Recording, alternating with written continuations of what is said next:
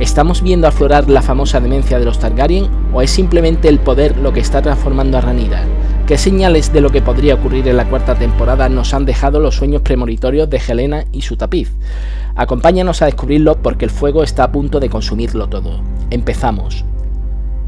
Si algo nos ha confirmado esta tercera temporada sin lugar a dudas, es algo que ya sospechábamos durante toda la serie. Los Targaryen no controlan completamente a sus dragones. Estos no entienden de política ni de bandos, pueden tener comportamientos imprevisibles y reacciones que escapan a cualquier control. Así empezó todo. El punto de inflexión que puso en marcha el curso imparable de los acontecimientos fue al final de la primera temporada, cuando Lucerys escapaba de Bastión de Tormentas. Su dragón Arrax, aterrorizado por la presencia de Vhagar, reaccionó por instinto y atacó pese a que Lucerys intentó detenerlo. Vhagar enfurecido devolvió el ataque, pero Aemon tampoco consiguió controlar a Vhagar cuando se lanzó sobre Arrax con el fatal desenlace. Si había alguna posibilidad de concordia o entendimiento entre Rhaenyra y Alicent, la muerte de Lucerys cerró esa puerta para siempre. De igual manera, en esta tercera temporada volvemos a encontrarnos con esa misma idea a través de Rhaena y su dragón salvaje, Robaovejas.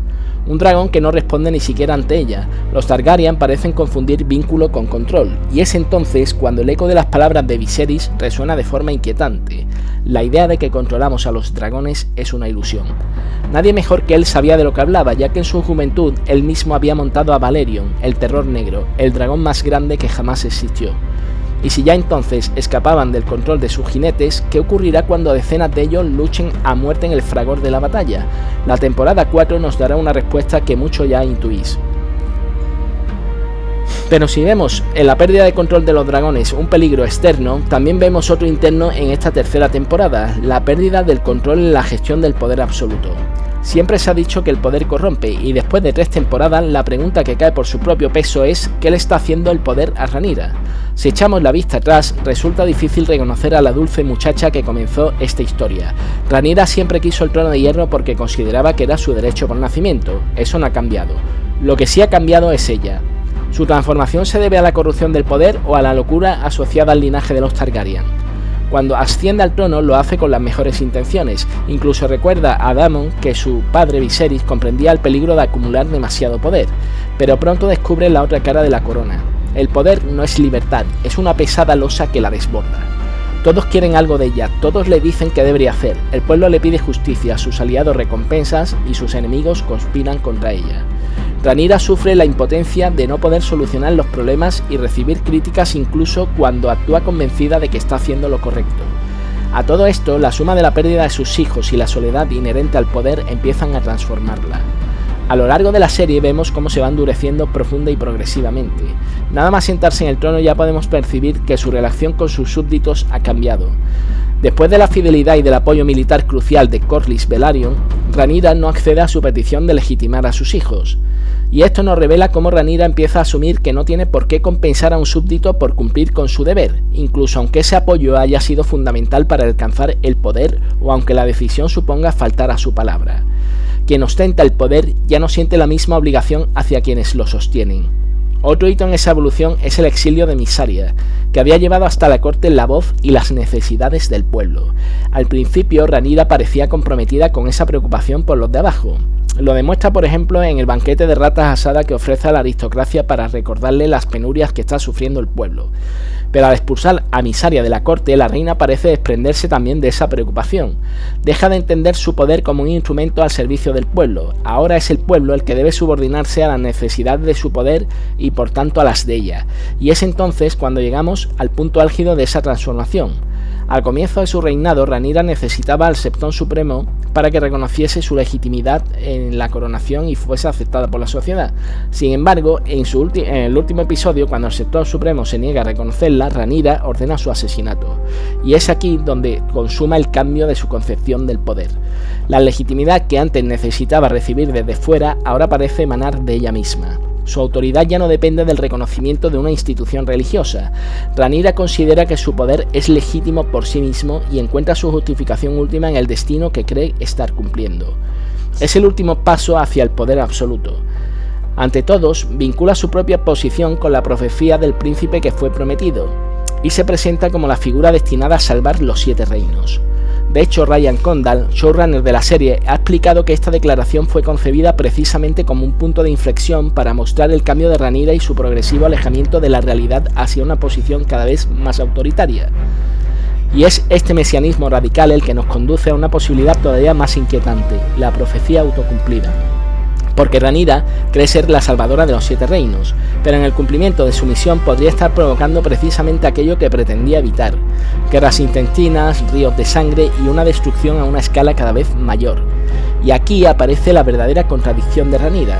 Quiere defender su derecho a gobernar porque cree que su gobierno es lo que necesita el reino, pero cuanto más lucha para conservar ese derecho, más está dispuesta a sacrificar en el camino.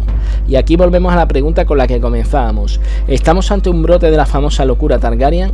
¿O estamos viendo simplemente hasta dónde puede transformar el poder a una persona tras pasar años de guerra y de pérdida de sus seres queridos para alcanzarlo? La temporada no parece darnos una respuesta definitiva, pero esa ambigüedad hace todavía que esa evolución se pueda volver todavía más inquietante en la temporada 4, porque todo apunta a que la clave ya no será quién tiene derecho al trono de hierro, sino algo mucho más oscuro: hasta dónde estará dispuesta a llegar Rhaenyra para cumplir aquello que cree que es su destino, incluso si para hacerlo termina destruyendo aquello que juró proteger. La respuesta a esta pregunta podría estar en Helaena. A diferencia de Rhaenyra, no lucha contra los acontecimientos, sino que parece aceptarlos como si fuera el curso natural de las cosas. No es ningún secreto que en el universo de Juego de Tronos, tanto George R.R. Martin como los guionistas de la serie recurren continuamente a la historia y la mitología clásica como fuente de inspiración. Lo hemos visto a lo largo de la franquicia. Jon Snow, traicionado y asesinado por sus propios hombres, recuerda el asesinato de Julio César.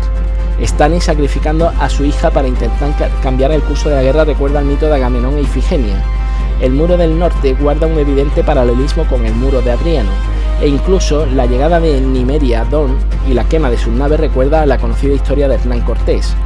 George R.R. Martin utiliza episodios históricos y mitológicos para construir el imaginario de su mundo, y teniendo esto en cuenta hay dos figuras de la mitología griega que nos permiten interpretar lo que estamos viendo con Helaena: Cassandra y las Parcas. Cassandra tenía el don de conocer el futuro, pero estaba condenada a que nadie creyera sus profecías. Sus palabras eran ignoradas por quienes la rodeaban. Helaena comparte buena parte de esa tragedia. Desde el punto de vista de la serie, hemos visto cómo pronuncia frases que parecen carecer de sentido hasta que los acontecimientos posteriores revelan que estaba anticipando algo que todavía no había sucedido. Ella parece comprender una realidad que los demás no pueden percibir. Sin embargo, sus visiones no están solamente en sus palabras, aparecen representadas en el tapiz que está tejiendo. Y aquí aparece el segundo paralelismo de la mitología clásica: las Parcas eran figuras encargadas de tejer el destino de los mortales. Helaena, al bordar aquello que parece estar viendo, parece establecer precisamente esa relación entre el tejido y aquello que está por venir. Entre las imágenes del tapiz encontramos especialmente llamativa una figura en el trono de hierro. Podría tratarse de Rhaenyra, pero lo importante no es quién ocupa el trono, sino a qué precio. Y en la imagen hay soledad, no hay súbditos, no hay consejeros ni familia. La figura se encuentra rodeada de fuego, destrucción e incluso, como nos indican las manos que surgen de las llamas, muerte. No estamos ante la representación de un reino floreciente ni próspero, ni ante la felicidad de la victoria. Vemos la consecución de un poder cuando todo lo que daba sentido a tener ese poder ha sido destruido. Es un poder sin gloria ni prosperidad.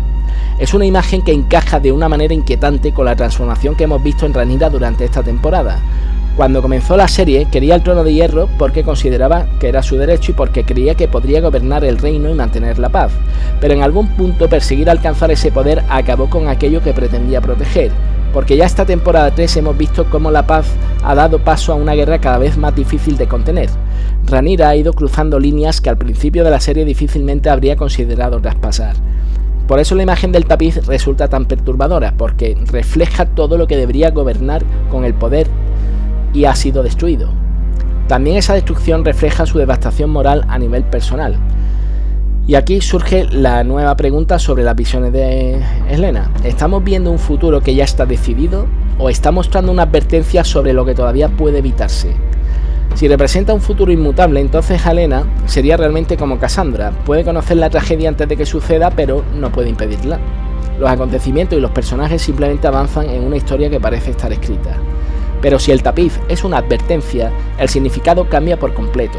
En este caso, Helaena no estaría diciendo que esto tiene que ocurrir, sino mostrando qué puede suceder si los personajes continúan tomando las mismas decisiones. Y esta segunda interpretación podría darse la profecía autocumplida.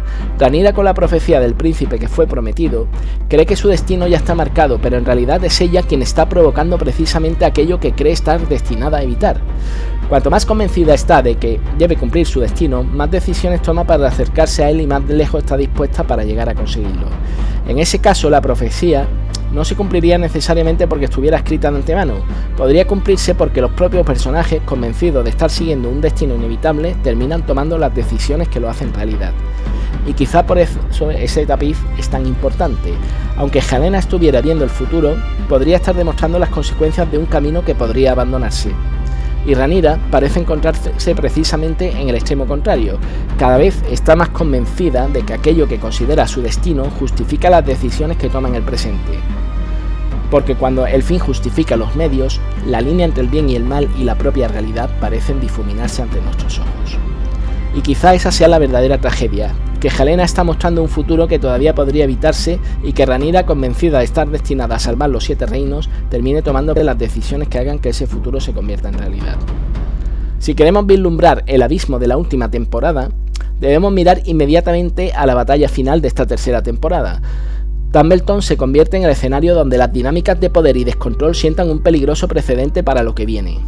Aquí estalla una de las ideas claves de la serie: cómo el poder transforma y corrompe a su poseedor hasta anular cualquier límite moral. Lo vemos de forma brutal en el campo de batalla. Ormund utiliza a los niños como escudos humanos para frenar el ataque de los dragones. Por su parte, Daemon, que al principio se niega a atacar por la presencia de esos niños, termina ordenando la ofensiva cuando 2 de ellos le obstaculizan las puertas de la muralla. Incluso los norteños son lanzados en una carga prácticamente suicida para forzar la victoria. La vida humana se reduce a una simple herramienta. Pero es Hugh el Martillo quien mejor ilustra esta tragedia. Hugh quería el poder de Vermithor para mejorar la vida de su familia, buscaba ascender, escapar de la pobreza y ofrecerles un futuro mejor, pero ese mismo poder le ha arrebatado aquello por lo que lo buscó. Hugh sostiene en sus brazos a la persona con la que quería una vida mejor, Akkad. Es como si ese abrazo desesperado empezara a cuestionarse algo. ¿Y si el poder recibido para salvar a los suyos le ha convertido precisamente en el monstruo del que quería defenderlos? Aparece entonces una duda todavía más peligrosa. ¿A qué causa sirven realmente aquellos por los que está luchando? No hay nobleza ni legitimidad en la destrucción de inocentes. Cuando la verdadera causa es la ambición de otros, el resultado es inevitable: sacrificar civiles, utilizar niños y enviar hombres a morir por la victoria. Hugh ha sacrificado lo que más amaba por la ambición ajena, pero ¿y si también lo ha hecho por la tentación de la suya propia? ¿Sigue siendo el defensor de una causa justa o se ha convertido en una pieza más del tablero? Esta es la gran reflexión que Tumbleton deja abierta para la 4ª temporada. Si ambos bandos ya han demostrado que están dispuestos a cruzar cualquier línea roja para ganar, ¿qué ocurrirá cuando llegue el clímax definitivo? ¿Qué harán los imprevisibles dragones en el frenesí de la guerra? La escalada en el traspaso de los límites destruye todo lo que realmente importa, y la 4ª temporada podría llevar esta lógica hasta sus últimas consecuencias. Gane quien gane, si los 7 reinos quedan devastados y gobernados por reyes que han perdido su alma, ¿cuál será el sentido de la victoria? Ninguno. Porque si ocurre así, el poder nunca estuvo al servicio de la vida, sino la vida al servicio del poder. Aquí es donde las palabras de Viserys adquieren su significado definitivo. La idea de que controlamos a los dragones no es una ilusión, son un poder con el que el hombre nunca debió entrometerse, uno que llevó a Valyria a la perdición. Los Targaryen creyeron ser dioses por cabalgar monstruos, pero solo eran humanos jugando con un poder que los superaba. La 4ª temporada podría no ser una lucha por el trono, sino la historia de una dinastía que se devoró a sí misma. ¿Están aún a tiempo para evitar la destrucción que ellos mismos han forjado? Queremos saber vuestra opinión. ¿Ha caído Rhaenyra en la famosa locura Targaryen o es el precio inevitable del poder? Dejadnos vuestras teorías en los comentarios, y si os ha gustado este análisis, dadle a un me gusta y suscribíos para no perderos el camino hacia la 4ª temporada. La danza de los dragones es inminente, que la madre os proteja y que el guerrero os dé valor. Nos vemos en Poniente.